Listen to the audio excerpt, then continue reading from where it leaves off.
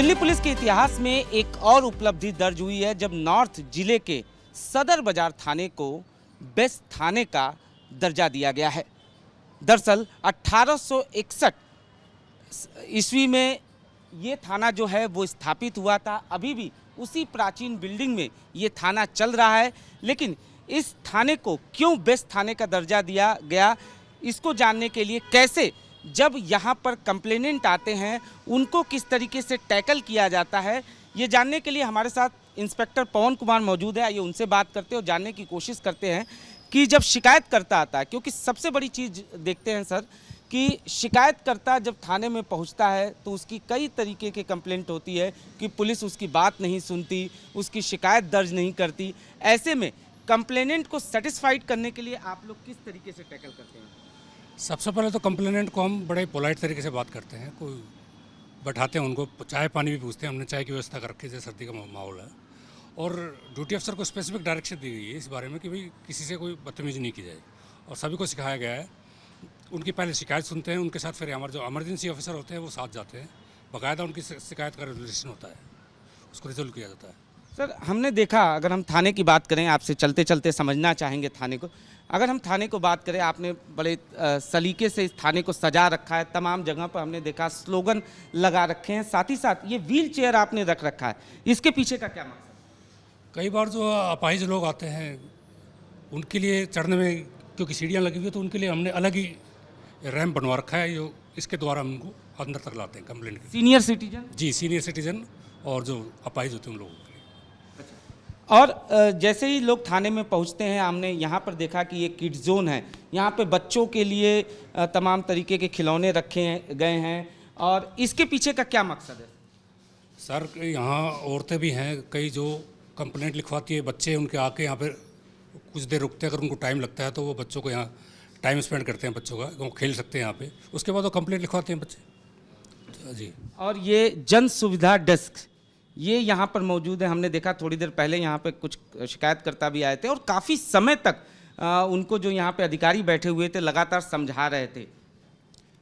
Complainant को यहीं बैठाया जाता है, पहले उनकी शिकायत दर्ज की जाती है रिटर्न में, फिर वो मार्क किया जाता है कि किस आईओ के नाम इसको मार्क किया जाए, वो यहीं से इसका प्रोसेस शुरू होता है कंप्लेंट का। तमाम सुविधा दी जाती है कि उसको अगर EFI है, कंप्यूटर से रिलेटेड कोई काम है, या उनको कोई लिखवानी है तो या खुद भी लिखते हैं बैठ के उनकी कंप्लेंट को। सर अमूमन हम देखते हैं कि जो शिकायत करता है उनका ये कहना है कि हम थाने में जब पहुंचते हैं तो पुलिस जो है वो हमारी शिकायत दर्ज नहीं करती। खास तौर पे अगर छोटी छोटी चीज़ों की हम बात करें, चाहे मोबाइल चोरी की बात करें या कोई झगड़े की बात किया जाए, तो ऐसे में शिकायतकर्ता पूरी तरीके से संतुष्ट होकर यहाँ से जाए, उसके लिए यहाँ पर आप लोगों ने क्या व्यवस्था कर रखी है? देखिए किसी के साथ कोई घटना घटती है तो वो वैसे ही परेशान होता है, पहले तो आते ही उनको थोड़ा चाय ऑफर की जाती है, थोड़ा शांत किया जाता है।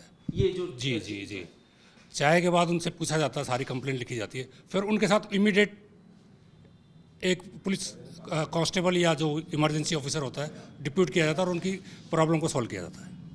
महिलाओं के लिए क्या कुछ आप लोगों ने इंतजाम कर रखा है? हालांकि हम देख रहे हैं यहाँ पे महिला एवं बाल सहायता डेस्क है। जी, महिलाओं के लिए उसको महिला ही डील करती है, क्योंकि महिलाओं के आपस की बात कुछ ऐसी होती है जो महिला ही समझती है। ये बच्चों के लिए भी है कि महिला थोड़ा पोलाइट ज़्यादा होती है, इसलिए उनसे इसी तरह से बात की जाती है।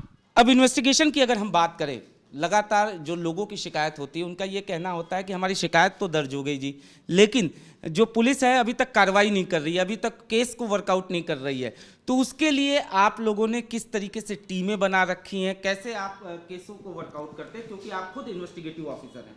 सर हमारे यहाँ पे इन्वेस्टिगेशन की टीम्स बनी हुई है, अलग अलग 4 टीम टोटल बनी है। जो कंप्यूटर की होगी, साइबर फ्रॉड होगा, उसके लिए हमने अलग ट्रेनिंग के साथ महिला ऑफिसर्स बैठा रखे हैं। साइबर फ्रॉड को वो डील करते हैं अलग से, और हमारा जो हीनियस केसेस है जितने भी 100% वर्कआउट है, इसमें कोई वो कोताही नहीं बरती जाती। ऊपर भी कई सारे रूम हमने देखा है कि बने हैं, चाहे वो FSL की बात किया जाए, इन्वेस्टिगेशन रूम की बात की जाए, या किड्स के लिए रूम जो है वो बनाए गए हैं। इसके पीछे का मकसद? नहीं, हमने अपने स्टाफ के लिए भी जो है फैसिलिटीज़ का पूरा ध्यान रखा गया है। जिम अलग है, उनका रिक्रिएशन रूम अलग है, IOs के लिए अलग टेबल की व्यवस्था है, सब अलग से बैठ के तसल्ली से काम करते हैं। निश्चित तौर पे सर आपसे और हम समझना चाहेंगे, हमने देखा यहाँ पर बाकायदा जो है बैडमिंटन कोर्ट भी बना हुआ है, जैसा आपने बताया कि जो स्टाफ है, क्योंकि अमूमन देखते हैं हम लोग थाने में वर्कलोड काफ़ी होता है, स्टाफ जो है वो 24-24 घंटे काम करता है, 48-47 घंटे काम करता है, क्योंकि न सिर्फ आप लोगों को लॉ एंड ऑर्डर देखना है बल्कि आप लोगों को इन्वेस्टिगेशन भी देखना है। तो ऐसे में जो स्टाफ है वो मेंटली टायर्ड ना हो, थके नहीं, उसके लिए क्या कुछ इंतजाम? ये उसी के लिए है, ये जो गेम वगैरह हम फ्री टाइम में जब रात को जिसकी ड्यूटी ऑफ हो जाती है वो यहाँ पे बैडमिंटन खेलते हैं। ऊपर जिम का है, जिम का प्रोसेस है, जिम में भी जाते हैं, तो अपने आप को स्ट्रेस फ्री फील करते हैं इस गेम वगैरह के बाद। तो निश्चित तौर पर ये थे पवन कुमार जो इंस्पेक्टर हैं यहाँ का। इनका साफ तौर पे यही कहना है कि यहाँ पे जितने भी हीनियस क्राइम के केसेस हैं वो 100% वर्कआउट हैं। और हमने देखा, अगर इस थाने की बात की जाए तो प्राचीन बिल्डिंग में भले ही ये थाना बना है, लेकिन इसके रखरखाव की बात की जाए तो पूरी तरीके से यहाँ पर हमने देखा कि स्लोगन्स लगे हुए हैं, लोगों को जागरूक करने के ये स्लोगन्स लगे हुए हैं। साथ ही साथ तमाम जगहों पे जो कंप्लेनेंट आते हैं उनसे उनकी शिकायत को सुनने के लिए स्टाफ मौजूद रहता है। महिला कंप्लेनेंट अगर होती हैं तो उनसे उनकी शिकायत को सुनने के लिए स्टाफ मौजूद रहता है। साथ ही साथ जो स्टाफ यहाँ पर मौजूद है वो पूरी तरीके से टायर्ड ना हो, उसके लिए तमाम तरीके के इंतज़ाम है, चाहे बैडमिंटन कोर्ट की बात की जाए या फिर ऊपर जो है जिम है और तमाम चीज़ों की सुविधाएं जो हैं वो यहाँ पर मुहैया कराई गई हैं, ताकि न सिर्फ जो शिकायत करता है उनकी समस्याओं का समाधान किया जा सके, बल्कि जो स्टाफ है वो पूरी तरह से टायर्ड ना हो और वो अपने काम को सही तरीके से कर सके।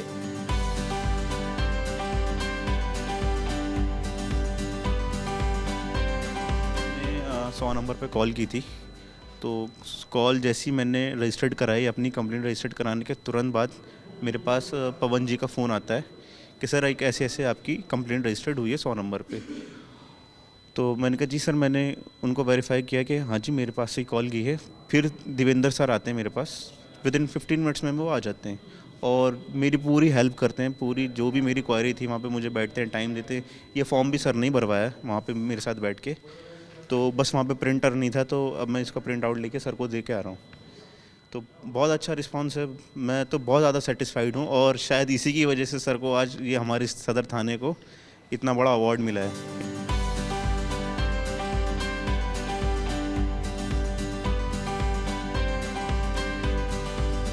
हम देखते हैं कि शिकायतकर्ताओं की ये शिकायत रहती है कि जब वो थाने में जाते हैं तो उन्हें तरजीह नहीं दी जाती है, उनकी शिकायत नहीं दर्ज की जाती है, पुलिस ज़्यादातर शिकायत दर्ज करने से बचती है।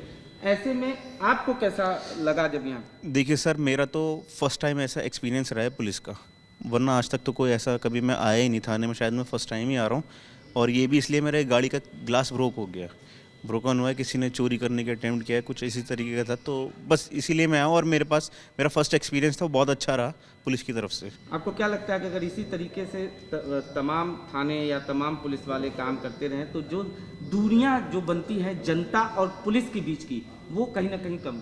बिल्कुल सर, बिल्कुल, बस रिस्पांस मिलना चाहिए। देखिए जैसी कॉल की एकदम फ़ौरन OTP आया, मैसेज आया मेरे पास, सर की कॉल आई, पवन सर की कॉल है। मुझे मालूम नहीं था कि सर पवन जी SHO हैं यहाँ के, उनकी पर्सनली मेरे पास कॉल है कि सर आपके पास एक कॉल आई थी ऐसे ऐसे कंप्लेंट की, आपने रजिस्टर्ड कराई थी। मैंने कहा जी सर मैंने ही कराई थी, अभी मैं जस्ट थाने आया हूँ तो मैंने देखा कि पवन जी SHO हैं और सर की ही कॉल थी मेरे पास।